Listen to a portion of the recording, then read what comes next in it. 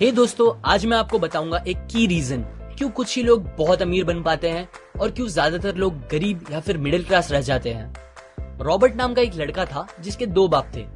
अब आप कुछ गलत मत समझिए, पहला उसका खुद का था पर दूसरा उसके दोस्त का बाप था जिसे वो अपना मुंह बोला बाप मानता था। पहले वाले ने पीएचडी की थी पर दूसरे ने कभी 8th भी पास नहीं की थी। दोनों बहुत ही स्मार्ट और हार्डवर्किंग थे पर दोनों की सोच बहुत ही अलग थी और दोनों रॉबर्ट को अलग अलग बातें सिखाते थे। पहला बाप बोलता था कि पैसा सारे फसाद की जड़ है, पर दूसरा बोलता था कि पैसा ना होना सारे फसाद की जड़ है। पहला रॉबर्ट को हमेशा महंगी चीजों के बारे में सोचने से मना करता था और कहता था कि वो हमारी हैसियत के बाहर है। दूसरा उसे कहता था कि वो सोचे और अलग अलग रास्ते ढूंढे जिससे वो सारी महंगी चीजें खरीद सके। ये करने से उसका दिमाग तेज होगा और नए आइडियाज भी मिलेंगे।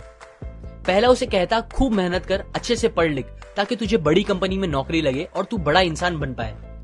दूसरा कहता था तू खूब पढ़ मेहनत कर पर खुद की कंपनी खोल ताकि तू खूब सारी नौकरियां लोगों को दे पाए। रॉबर्ट के पास एक एडवांटेज था, उसने अपने दोनों बापों को अपनी अलग अलग सोच के साथ बढ़ते और उनकी तरक्की देखी।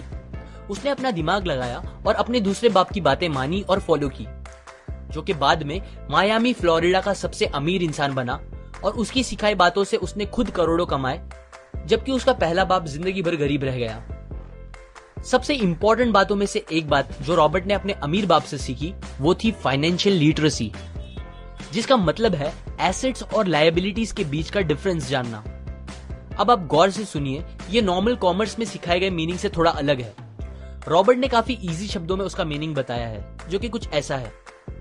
एसेट्स कोई भी वो चीज होती है जो आपको पैसे बना के दे या फिर आपके जेब में पैसे डाले, और लायबिलिटीज वो चीजें होती है जो आपके जेब से पैसे ले ले या आपके पैसे खत्म करे। अमीर लोग इसीलिए अमीर होते हैं बिकॉज वो अपने एसेट्स बनाते हैं, जबकि मिडिल क्लास लोग बस लायबिलिटीज पे खर्च करते हैं। मिसाल के तौर पर रमेश और सुरेश नाम के दो दोस्त थे। दोनों सेम पोजीशन और सेम सैलरी पे काम करते थे। जब भी उन्हें सैलरी मिलती, रमेश अपनी सैलरी से नए कपड़े, नए गैजेट्स, नया फोन, बाइक या कार ऐसी चीजें खरीदता था जो उसे अमीर जैसा फील कराती थी। पर वो ये नहीं समझता था कि ये सारी चीजें लायबिलिटीज है जो उसके पैसे उससे ले रही है, ना कि बस जब वो उन्हें खरीदता है तब, बल्कि आगे भी मेंटेनेंस वगैरह के लिए, जिसकी वैल्यू वक्त के साथ कम हो जाएगी और ना ही वो उससे आगे कुछ पैसों का प्रॉफिट देगी। बट सुरेश ऐसा नहीं था।